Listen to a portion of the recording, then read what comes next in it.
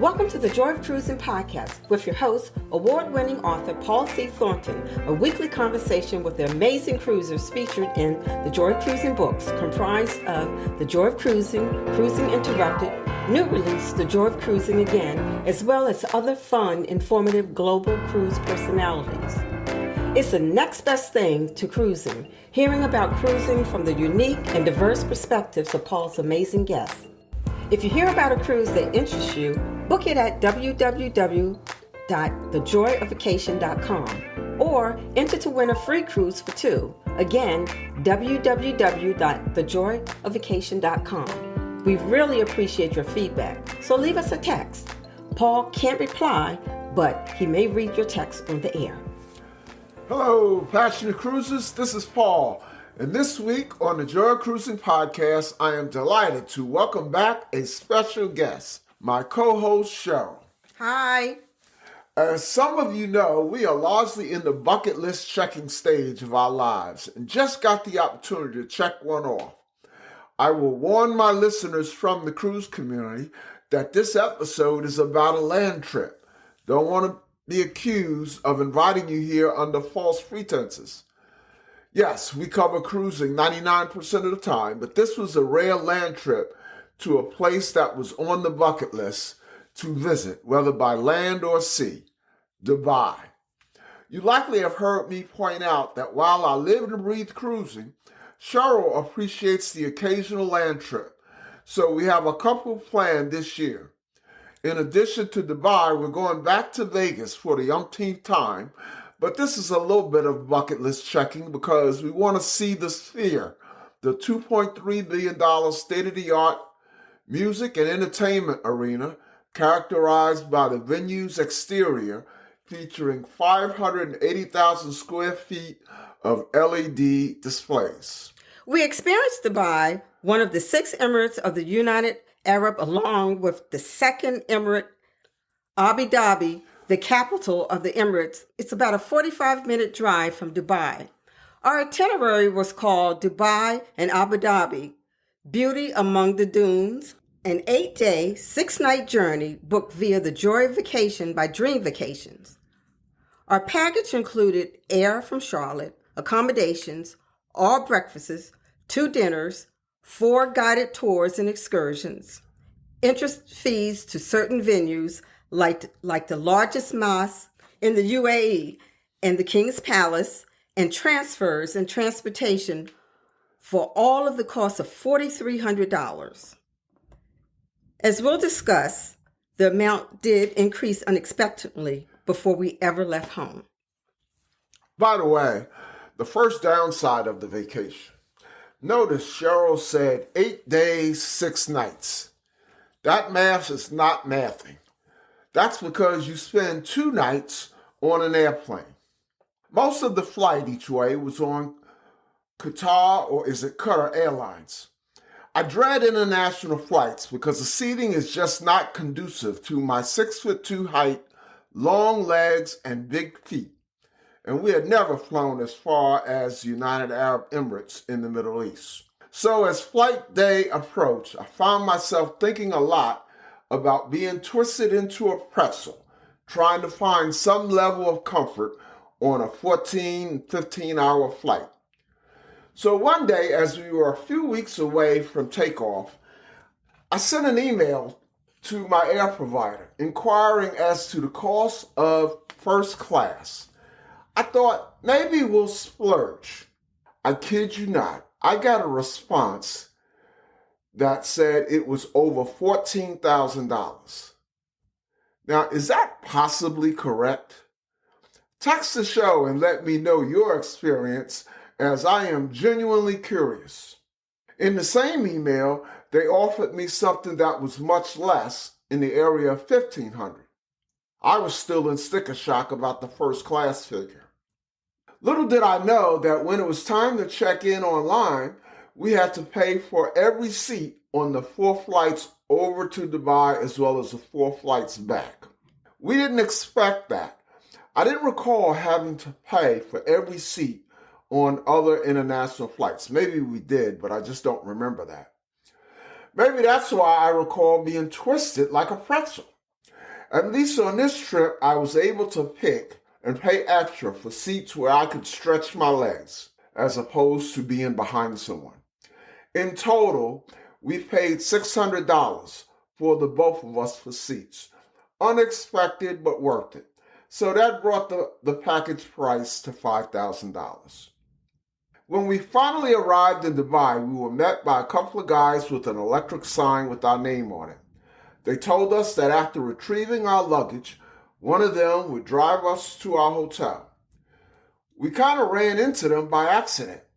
It turns out that as soon as I connected to the airport Wi-Fi, I found that I had a bunch of WhatsApp messages, one of which told me to expect exactly what happened with the guys with the signs. WhatsApp turned out to be our sole and highly used means of communication with our travel partners and local hosts. Interestingly, as we were waiting for our luggage, we were bombarded. Well, visually, they weren't intrusive, with well-dressed men and women offering free admission to Dubai attractions.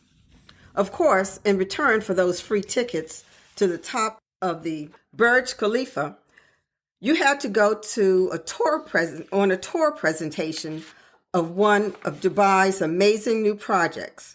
Paul and I were just not about having a timeshare presentation. After retrieving our luggage, we followed the driver to his unmarked Lexus, which also seemed to be the typical brand for marked taxis. The ride from the airport towards the city was very reminiscent of the ride from the Las Vegas airport to the Strip, just magnified. Our hotel was called the Al Hori Executive Hotel, a 4-star accommodation in the Al Wasl community of Dubai. Potential visitors, be forewarned. Ensure that you bring adequate adapters. We each had the appropriate adapter for that part of the world, but still wasn't enough, especially given all of Paul's devices, because at least at this hotel, there were no USB outlets in the walls or lamps or anything. But there were plenty of outlets needing adapters. The first morning, we went to the included breakfast, which was served buffet style. Most of it was what was typically available on breakfast buffets, with the conspicuous absence, bacon, which of course was understandable in the Muslim country. That was fine by me, as I don't eat pork, but Paul had to adapt. Shortly after breakfast, we were picked up by a van for our first Dubai tour. It was called the Half-Day Classic Dubai City Tour. We drove through the various residential areas and visited a mosque, but only the outside. We got aboard an Abra, which is traditional water taxi, and rode across Dubai Creek to reach Dubai Gold and Spices Souks, which is an outdoor marketplace in a Muslim country. Paul spent a long time looking at jewelry at one vendor, and we kind of got the sense our guide was gently ushering us out. We ultimately purchased some saffron, an expensive spice imported from Iran, from one shop, and then Paul bought me an exquisite gold necklace from one of the rows of gold shops. Paul and I got a strong sense our guide got a cut from the vendors. Just speculation, but my guess is that something like that happens in many tourism centers. Thankfully, our next organized event was in a much more comfortable evening. Virtually every day we were in the Emirates, it was over 100 degrees, and we experienced a high of 108. For the first time, I received warnings from my iPhone about it being too hot while holding it in my hand outside of a car. We chose to take this trip in May because that is the last month until the fall, when average high temperatures are supposed to be in double digits, and our fall is already committed to cruises and football. That night we attended the Marina Del Fine Dining Dinner Cruise. It was perhaps 85 degrees. This was an included dinner cruise in Dubai Marina. The 2-hour sightseeing cruise included transfers from your hotel, a guide, a buffet dinner, DJ, onboard entertainment, and cash bar. We definitely would have done the cruise or something similar if not included in our package. The Dubai Marina was beautiful as you passed the many restaurants, other party boats, and luxurious yachts. The next day after breakfast, we had a little time to ourselves as our first excursion didn't start until that afternoon. The neighborhood included small retail, including a variety of food spots, so we had lunch locally and got ready for our desert safari with barbecue dinner excursion. Some of you who have been to Dubai may know this as a bash safari. I recall before we departed for Dubai, I posted on social media for any can't miss activities that we should consider, and many responded to do the safari and several called it the bash safari. A 3-row SUV picked us up that afternoon. It stopped at a couple of other hotels and picked up others, and then we went on a long ride far from the lights and frenetic pace of Dubai. After a while, we were surrounded on both sides by desert. We stopped for about 25 minutes in a touristy place that sold trinkets, souvenirs, snacks, and their main seller, scarves, to wrap around your face and head. Just about everyone who came without a head covering purchased one there. We then continued on until we entered an opening into the desert, and the caravan of several white SUVs stopped and kindly asked us all to exit the vehicles. While we stood there drinking water and taking photos and speculating about what was in front of us, the drivers were lowering the air in each vehicle's tires. And then the safari began. It consisted of a high-speed, thrilling ride up, down, and yes, sideways, through, over, and around obstacle course of huge sand dunes. I'm not sure if it helped or hurt that I was sitting in the front passenger seat. Observing the SUV in front of us, I could see what was coming and psychologically braced myself for what was to come seconds later. It was comforting to observe the driver take on the side of a sand dune with this truck tilting to where it was almost parallel to the desert floor. However, whatever comfort I took from that driver didn't necessarily mean I should feel the same about our driver, as we did the exact same maneuver, and I always felt as if it would tip over. In the images I shared to promote this episode is a short video from inside the SUV, which doesn't do justice to just how thrilling and scary the ride was. And fortunately, the sound didn't pick up the shouts of the panicked obscenities being yelled in the Jeep. Hard to believe we did not have to sign waivers or that there have been no flipovers, at least to the best of our knowledge. It was a lot of fun. At the end of the ride, while the riders reinflated the tires, a guide came up with a horse that several of us, Cheryl included, took turns briefly riding in the desert. I took lots of photos of Cheryl throwing her Delta sorority's hand signals while the white horse decked in crimson strutted along. I was hoping the horse didn't have a flashback to its younger days and take off with Cheryl in the desert. We then exited the desert and rode to a Bedouin camp for a barbecue dinner with live entertainment including belly dancers, a one-man fire show, a Tanora dance show, which is a traditional Egyptian folk dance performance featuring a solo male dancer spinning continuously, often wearing a multicolored skirt that fans out and lights up as they twirl, a nice meal, and a cash bar. Before the entertainment began, Cheryl and I got our first chance to sit on and ride camels, or a camel. Getting on was the easy part. The camel, folded its legs like yoga, sat down on the ground, and you got on top of it. The tough part was when the camel stood up. We felt like we were 10, 11, 12 feet up in the air, and there was a jerking backwards as the camel stood up. You could see it in a couple of the photos or videos that we shared leading up to this episode. The next day was a free day, so we decided to check out Dubai Mall, which is adjacent to Burj Khalifa, the tallest building in the world. It's the second largest mall in the world by total land area. The mall was unlike any mall we had ever been in. It had a full-fledged aquarium that was an extra charge, as well as an ice skating rink. But what really set it apart from any mall we had ever been in was its selection of stores. It was the very first store we entered for our first time was the Hermes store. After we exited Hermes, that continued.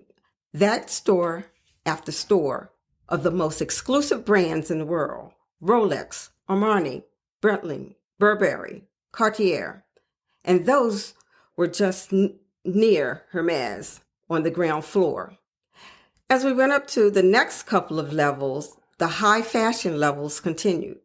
In addition, as we progressed up the levels, we often saw a second location of several of the high-end stores.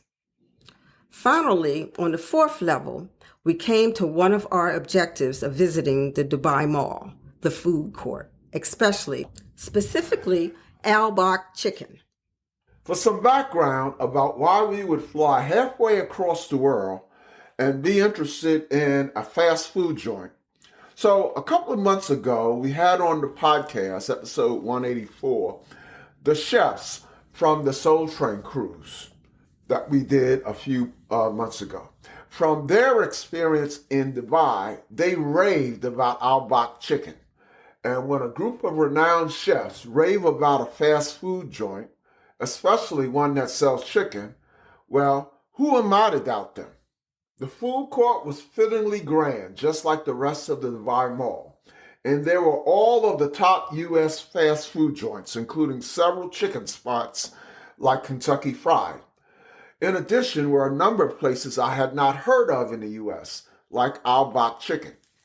And its long line told me that the locals are very fond of it.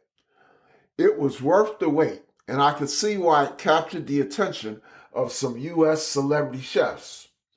Anyone with Dubai in your plans, check it out. And it's not just at the mall. We saw a number of them throughout the city. By the way, I learned it is a chain out of India.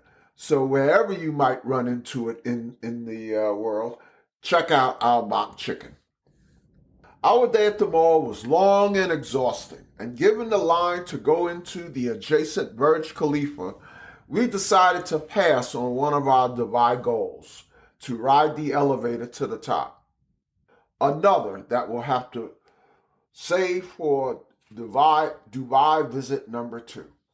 After going back to the hotel, we returned to downtown Dubai to have dinner at Kiza, a Pan-African restaurant that those same chefs from the Soul Train cruise had also told us about.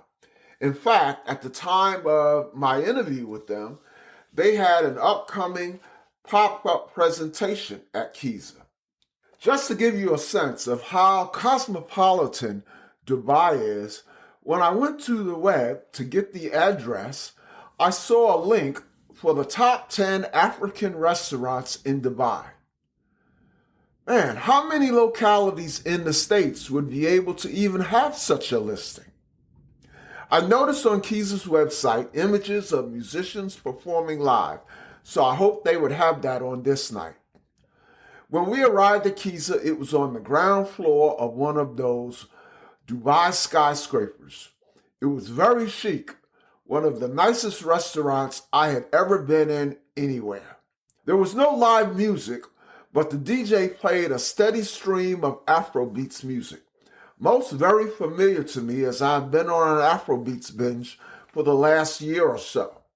The drinks were great, and for my meal, I had Nigerian pepper soup, a spicy dish with bits of Wagyu beef, organic chicken, and goat.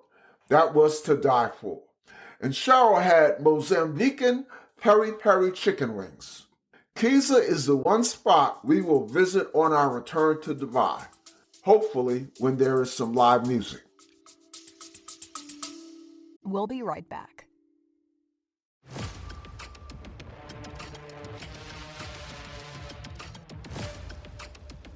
Do you have a dream car? Mine is the Lucid Air. Are you intrigued by electric vehicles? The Lucid Air EV has been called the best driving car in the world. And the Lucid Air Sapphire is certifiably the fastest production car in the world. Listen to Lucid Driver Podcast wherever you listen to podcasts or at luciddriver.buzzsprout.com.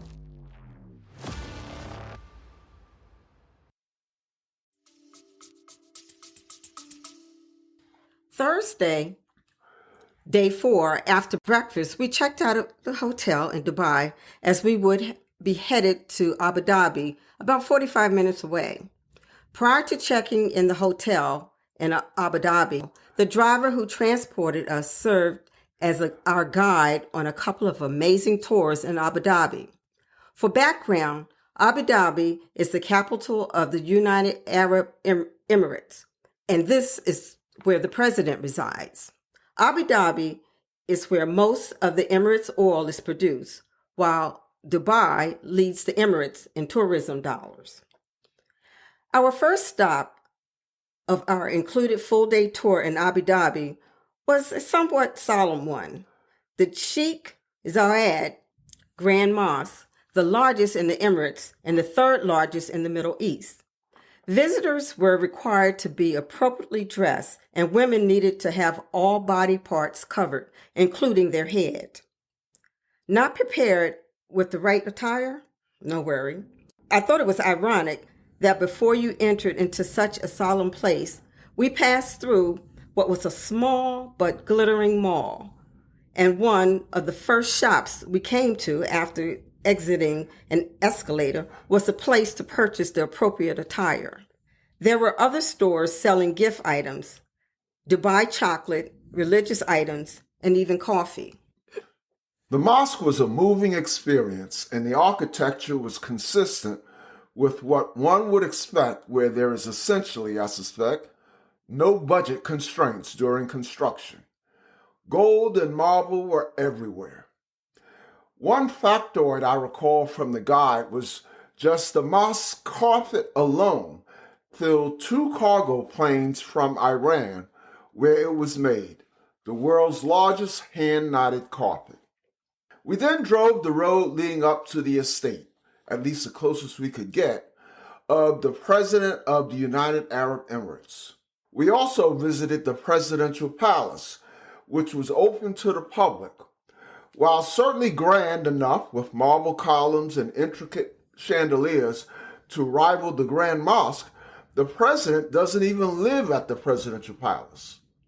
The palace serves as a symbol of governance, a venue for political meetings, diplomatic receptions, as well as a tourist attraction.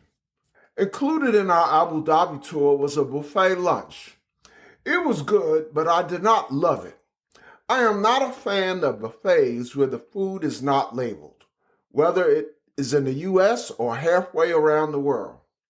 When one food item that I did ask to be identified turned out to be camel, I tried it. And to be honest, I could not tell the difference between camel and beef. At the end of the Abu Dhabi tour, our guide took us to our hotel.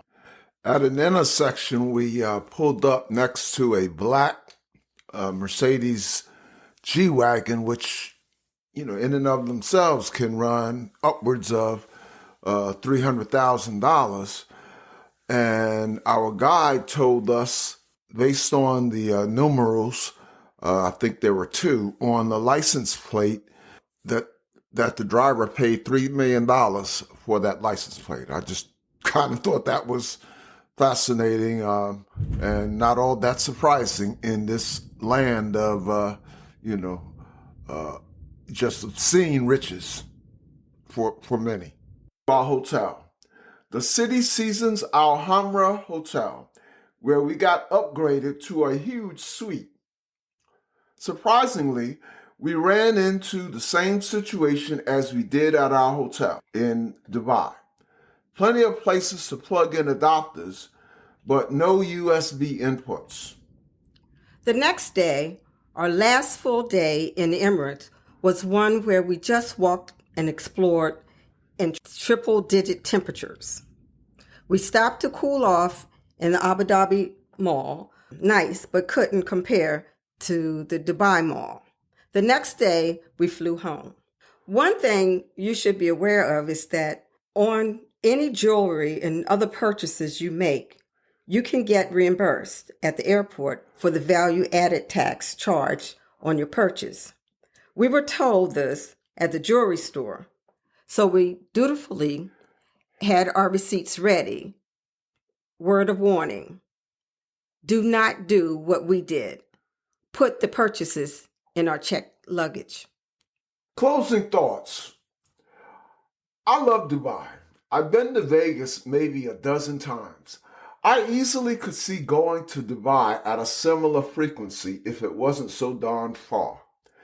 I highly recommend it, but I really think you need 2 weeks if you can possibly pull it off. There is just so much to see.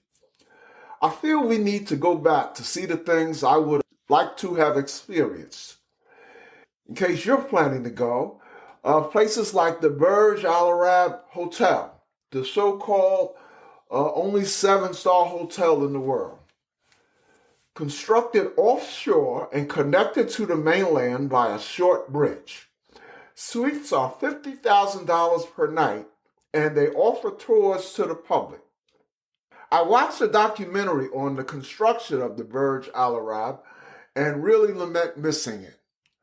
Another place we want to visit is the new Museum of the Future, and both the Palm Jumeirah and the World Islands, which are artificial islands constructed in the Persian Gulf in the shape of, respectively, palm trees and the continents of the world, and comprise of luxury residences, hotels, entertainment, and shopping. And oh yeah, I want to go back to Giza.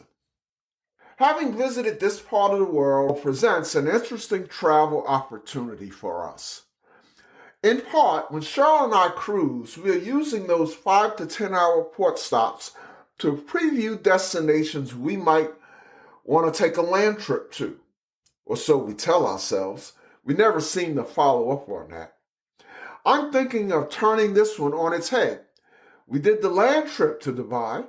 Now, we want to go back to that part of the world on a cruise. There are several choices. Just in the last few months on the podcast, we talked to Paul and Carol Loves to Travel about a cruise there on Costa Smeralda. We talked to My Cruising Family and Cruise Sips TV. They visited Dubai on MSC Cruises. And just a few weeks ago, we spoke with Colleen of See It With C about her Dubai cruise on Celestial. Well, thanks for listening. In the next episode, we are honored to host an absolute paragon of his craft, jazz superstar bass player Christian McBride, about performing on the ocean and his upcoming first headlining jazz cruise. Until then, as we like to say, we'll see you on the ocean. The Joy of Cruising and Cruising Interrupted, each $16.99 plus shipping, and new release, The Joy of Cruising Again for $18.99, can be ordered at the link on thejoyofcruisingpodcast.com. For each of the 3 books, use the discount code Joy of Cruising Podcast and get $4 off. The Joy of Cruising books are also available at Amazon. Order the ebook at Amazon or your favorite online retailer. Stay in touch by joining the Joy of Cruising Podcast Facebook group or following the Joy of Cruising podcast on Instagram. We're constantly adding new shows. Please leave a review and tell a friend about us. We hope you enjoyed this brief escape to the ocean. See you next week.